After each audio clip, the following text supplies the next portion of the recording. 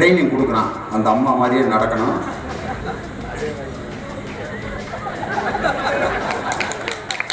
சரியில்லை, திருடிட்டு முடிக்கிற மாதிரி இருக்கு. போடி ஓம் புருஷன் 3 ஆக்ஷன் தான். அவன் வீடு பரம்பரை பூரா வெளியே வந்துடும். இப்போ நான் என்ன ஆக்ஷன் பண்ண, எதுக்கு போல கத்த போடுறேங்க? நான் அரசியலுக்கு வரியா இல்லையா இவ்வளோ கேப் விடுறேன்.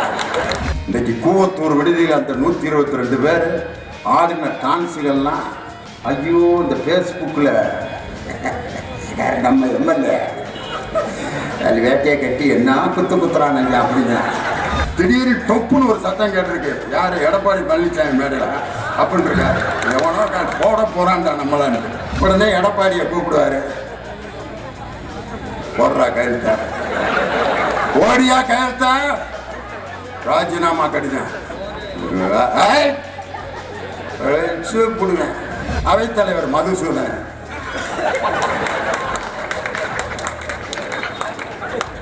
இந்த கோயில்ல காணா போன பரிசு இருக்கு பார்த்தீங்களா, இவரை காணவில்லை அப்படின்ட்டு ஒரு படம் ஒட்டிருப்பாங்க. அது மாதிரி சிஆர் சரஸ்வதி அம்மா இட்லி சாப்பிட்டாங்க, தோசை தின்னாங்க, எந்திரிச்சு நடக்கிறாங்க.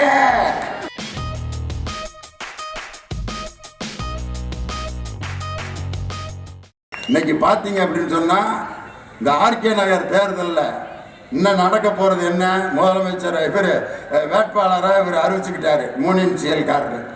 அதுக்கு அடுத்து அவருக்கு முதலமைச்சர் ஆகணும்னு ஆசை வரும்ல, அந்த குடும்பம் தானே. உடனே எடப்பாடியை கூப்பிடுவாரு. போடுறா கையெழுத்த, ஓடியா கையெழுத்த, ராஜினாமா கடிதம் கூப்பிடுவேன். கையெழுத்த போட்டுருவாரு எடப்பாடி. போட்டுட்டு எங்க வருவாரு தெரியுமா? சமாளிச்சுட்டு வருவாரு. எடப்பாடி பழனிசாமி 20 நிமிடம் தியானம். அம்மாவுடைய ஆன்மா என்னிடம் பேசுவது. எத்தனை பேர்த்துக்கிட்ட தாண்டா பேசுவது? என்னை மிரட்டி கையெழுத்து வாங்கி விட்டாரு. என்ன செய்வதென்றே தெரியவில்லை. உன்னை இவரு யாரு? மூனின்சியல்காரர். அவருக்கு ஏற்கனவே 28 கோடிக்கு கேஸ் இருக்கு.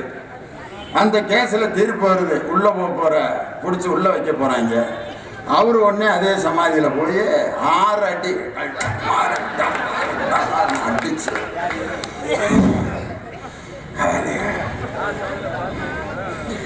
ஒரு கவுன்சிலரா கூட ஆக விடாம பண்ணிட்டாங்க. அதுக்கப்புறம் திருப்பி இன்னொருத்தனை முதலமைச்சர். ஒரு ஓட்டு போட்டு 25 முதலமைச்சர் ஆட 6 மாசத்துக்குள்ள.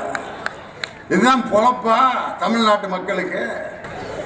இப்ப தும்ப விட்டு வாழை பிடிச்சிட்டு என்னைய கட்டாயப்படுத்தி ராஜினாமா பண்ண வச்சுட்டாங்கன்ட்டு அவர் ஒரு கோஷியை கூப்பிட்டுக்கிட்டு சுத்திட்டு இருக்காரு. கூட இருக்க ஆளுகளை பூரா பாருங்களேன். அவைத்தலைவர் மதுசூதன்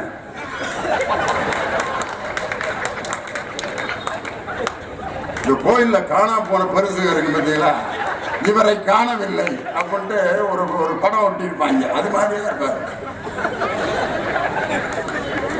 எதுக்கு அங்க வந்தன்னு கேட்டா தெரியல. அந்த ஏன் இவ்வளவு நாள் அங்க இருந்த நமக்கு தெரியாது. வந்தேன்.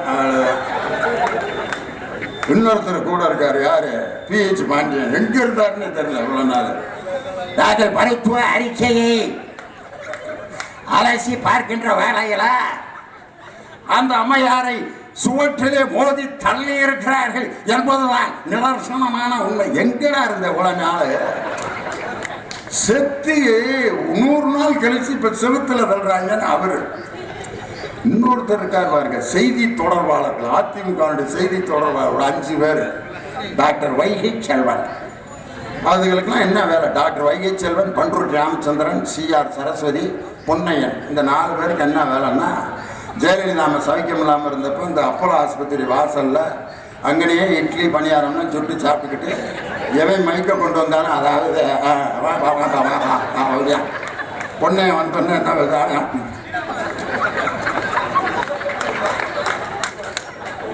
நம்முடைய புறத்தில் அம்மா அவர்கள் மிக சிறப்பான சிகிச்சைகள் வழங்கப்பட்டு கொண்டிருக்கின்றன. டெல்லியிலிருந்து எய்ம்ஸ் மருத்துவர்கள் வந்து ஏதோ சாரப்பாம்பு கடிச்சிருக்கும் போல இருக்காங்க. சிஆர் சரஸ்வதி அம்மா இட்லி சாப்பிட்டாங்க, தோசை தின்னாங்க, எந்திரிச்சு நடக்கிறாங்க, வந்துருவாங்க, சேர்ல உக்காருவாங்க, சட்டமன்றத்துக்கு வருவாங்க. அது ஒரு கோஷ்டி. இப்ப என்ன சொல்லிட்டு இருக்காரு, அதே பொண்ணைய 22ஆம் தேதி அடிச்சு கொண்டு விட்டாங்கிறாரு. அப்ப இடையில இட்லி தின்னது, சட்னி சாப்பிட்டது, நடந்தது, இடியாப்பம் தின்னதெல்லாம் யாரா? இப்ப இவர்கள்லாம் மாவட்டமா போய் சந்திக்க போறார்களாம். எதை? இந்த டுபாக்கூர் ஜம்மு காலத்தில் வடிகட்டின பொய்ய சொல்லி மாவட்ட அமைப்பாளர்கள் கூட்டத்தை நடத்த போறாங்க. அட கேனப்பே ஊர்ல கிறுக்கு பயிலுக நாட்டாம பண்ண மாதிரி இதையெல்லாம் மக்கள் எவ்வளவு நாள் சகித்து கொண்டிருப்பார்கள்னு இன்னைக்கு யோசிக்கிறான். அதிமுக அன்னைக்கு 3ஆ பிரிஞ்சு முக்கா துட்டுக்கு பிரயோஜனம் இல்லாம கிடக்குது. ஒரு அணி யாரு? குற்றவாளியினுடைய தலைமையில். இன்னொரு அணி பார்த்தீங்கன்னா இவர் ஓபிஎஸ் பொன்னையே பிஹெச் பாண்டியன் அந்த குரூப்பு. இன்னொரு குரூப்பு பார்த்தீங்கன்னா மெத்தப்படியிலே நிற்குது. என்ன? நான் அரசியலுக்கு வரியா இல்லையா குலக்கா புற வருவதாக முடிவு செய்து என் அத்தையினுடைய பிறந்த நாளில் நான் ஒரு முடிவை அறிவித்தேன். அதன் பிறகு முடிவு அறிவிக்கிறதுக்கே மூச்சு வாங்குறிய, நீ ஆட்சியில் வந்து என்ன செய்ய போற, நீ எம்எல்ஏ என்ன செய்ய போற, அதை நம்பி ஒரு 1000 பேர் அம்மான்னு இருந்தான். இப்போ அழகாக கோதுமை மாவை வாங்கி அல்வாவை கிண்டி ஆளுக்கு 50 கிராம் ஒட்ட வச்சுட்டு அது போயிடுச்சு. இன்னைக்கு அதிமுக முதலமைச்சர் உட்பட இன்னைக்கு பயந்து தான் மேடையில் நிற்க வேண்டியிருக்கு. திடீர்னு டொப்புன்னு ஒரு சத்தம் கேட்டிருக்கு. யாரு? எடப்பாடி பழனிசாமி மேடையில் அப்படின்னு இருக்காரு. எவனோ போட போறான்டா நம்மளான்னு. அவரு தொகுதியில சேலத்திலே நடந்த சமாச்சாரம். எங்க ஊர் பேரை வச்சுக்கிட்டு ஒரு வனத்துறை அமைச்சர் இருக்காரு, திண்டுக்கல் சீனிவாசன். அவர் ஒரு பள்ளிக்கூடத்துல சைக்கிள் கொடுக்க போயிருக்காரு. சைக்கிள் 3வது சைக்கிள் கொடுத்தோன்னு நான் போயிடுறேன், என் நிலைமை சரியில்லை, வந்திருக்க ஆளுகள்லாம் ஒரு மாதிரியா பாக்குறாங்க என்னையா. 3 சைக்கிள் கொடுக்கறதுக்குள்ள பயம் வந்துருச்சு. திடீர்னு பார்த்தா ஒவ்வொருத்தரையா பாக்குறாரு. கலெக்டர்கிட்ட கேட்டிருக்காரு, அந்த ஆள் யாரு? ஒரு மாதிரி முறைச்சிக்கிட்டே உட்காந்துருக்கேன் அப்படின்னு. அவர் டெப்டி கலெக்டரியா? அப்படியா, எனக்கு திருடை மாதிரியே தெரியுது அப்படின்னு இருக்காரு. திருடனுக்கு தான் யாரை பார்த்தாலும் திருடை மாதிரியே தெரியும். நீ திருடன், அதனாலதான் டெப்டி கலெக்டரே உனக்கு திருடை மாதிரி தெரிஞ்சதுக்கு காரணம் நீ திருடன். உன்னுடைய கண்கள் திருட்டு கண்கள். இந்த ஆர்கே நகர் தேர்தல் இன்னைக்கு வந்திருக்கு. வந்தோடனே வேட்பாளர் அறிவிச்சிருக்க ஆளை பாருங்க.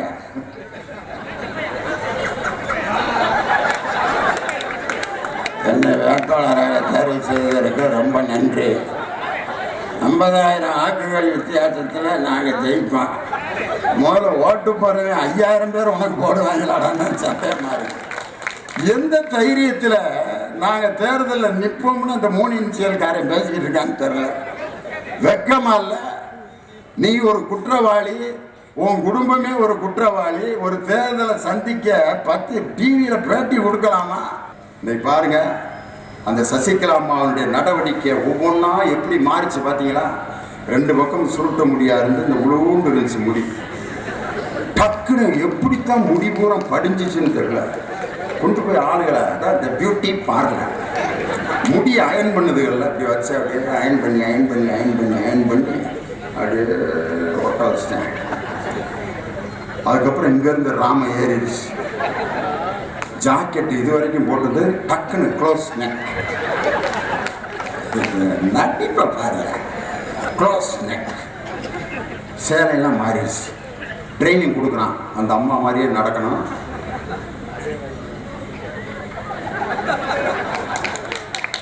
சரியில்லை, திருடிட்டு முடிக்கிற மாதிரி இருக்கு. வாங்க கூட கரெக்டா பிட் பாக்கெட் அடிக்கிற மாதிரியே இருக்கு. நல்லா ஓகே அப்படின்னு நடிக்க வச்சு இவ்வளவு கஷ்டப்பட்டு அப்படியே அப்பா இந்த உம்முன்னு இருக்கால மட்டும் நம்ம வாழ்க்கையில நம்பவே கூடாதியா. சகோதரிகள் உட்காந்துருக்கீங்களே இருக்க வீட்டில் அப்படி இருக்காதீங்க, பெரிய பிரச்சனையாகி போயிடும். புருஷன் சண்டை போட்டால் ஒன்று எதிர்த்து நின்றுங்க. சில வீட்டில் பாருங்க, போடி அப்படின்னா என்ன போடி, சும்மா போடி வாடிப்பா அதெல்லாம் வந்து காட்டிக்கிட்டு இருப்பான். ஏயா பாத்திரத்தை டம்முன்னு போடுங்க, தண்ணியை திறந்து விட, டிவி வால்யூம் அதிகப்படுத்தேன், எடுத்தாப்புல ஒரு 5 வயசு பையன் இருப்பேன், பலாருன்னு அவனை அடிக்கேன். ஏடிஎம் பிள்ளை அடிக்கிறேன், உனக்கு பிறந்திருக்கான்ல அப்படின்னு அடிக்காம என்ன செஞ்சுருக்கேன், தப்புன்னு கதவை சாத்தேன். ஏண்டி இப்படி அக்கறம் பண்ண போய்யா. அது ஒரு குரூப் இருக்கான், எதிர்க்கு இன்னொரு குரூப் இருக்கான், கொஞ்சம் அங்கிட்டு சங்கல் போட்டு விழுப்புரம் தாண்டி அங்கிட்டு இருந்து கட்டிட்டு வந்தது. உன்னெல்லாம் வெட்டணும் முடிய அப்படின்னா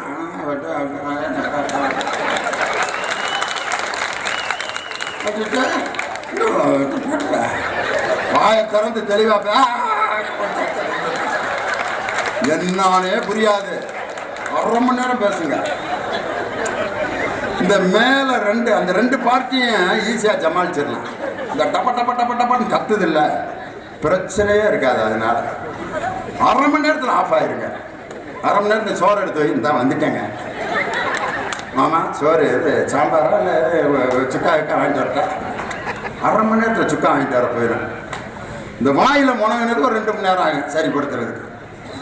நான் அது மத்தியானம் இன்னும் இல்லை, எதுக்கு அப்படி திட்டுனீங்க,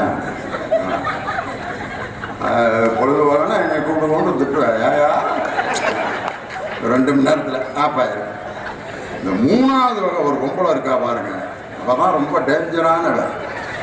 ஏய் இந்த யாத்துனா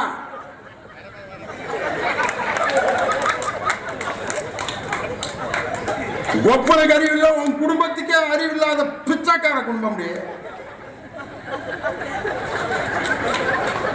திருட்டு பயம் அவளை அப்படின்னா கூட இப்பதான் ரொம்ப டேஞ்சரான பொம்பளை. நீங்க ரொம்ப அமைதியானவ, இப்பதான் குடும்பத்துக்கு லாய்க்குன்னு நினைச்சிடாதீங்க. புருஷனை எந்த நேரம் வேணாலும் விஷம் வச்சு கொள்றவ யாருன்னா அவளாத்தான் இருப்பா. மேற்படியால் அப்படித்தான். 30 வருஷம் அது வாய்ஸ் எப்படி இருக்குன்னு யாருக்கா தெரிஞ்சிருக்குமா இல்லையா?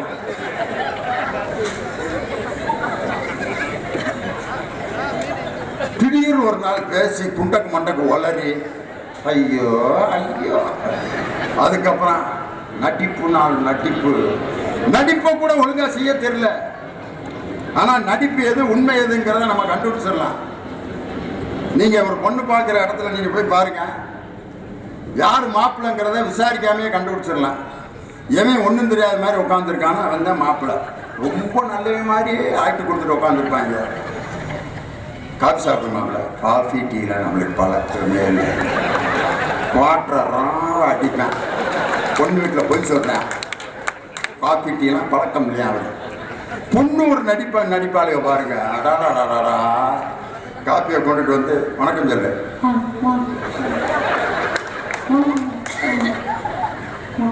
காஃபி விடு. மாப்பிள்ளை வீட்டில் தங்கமான விளையாட காப்பியை கூட கான் மட்டும்தான் சொல்லுது. அடக்கொடுக்கமான பிள்ளையா இருக்கு. அதே பிள்ளைய தண்ணி லாரியில தண்ணி குடிக்கிறப்ப பாருங்க, அவ சுயரூபம் தெரியும். போடி உன் புருஷன் 3 ஆக்ஷன் தான். அவன் வீடு பரம்பரை பூரா வெளியே வந்துடும். நான் என்ன ஆக்ஷன் பண்ண, எதுக்கு போல கத்த போடுறேங்க, உன் புருஷன் அப்படி என்னவ பொண்ணு பார்க்குற இடத்துல டுபாக்கூரா வர்ற மாதிரி நாட்டை ஏமாற்றி நடித்து கொண்டிருப்பவர்களை இந்த நாடு எவ்வளவு நாளைக்கு சகித்து கொண்டிருப்பது? இந்த நடிப்பு ரொம்ப நாளைக்கு நீடிக்காது. இன்னைக்கு கூவத்தூர் விடுதியில் அந்த 122 பேர் ஆடின டான்ஸுகள்லாம் ஐயோ, இந்த ஃபேஸ்புக்கில் நம்ம எம்எல்ஏ அது வேட்டையை கட்டி என்ன குத்துறானுங்க அப்படிங்க.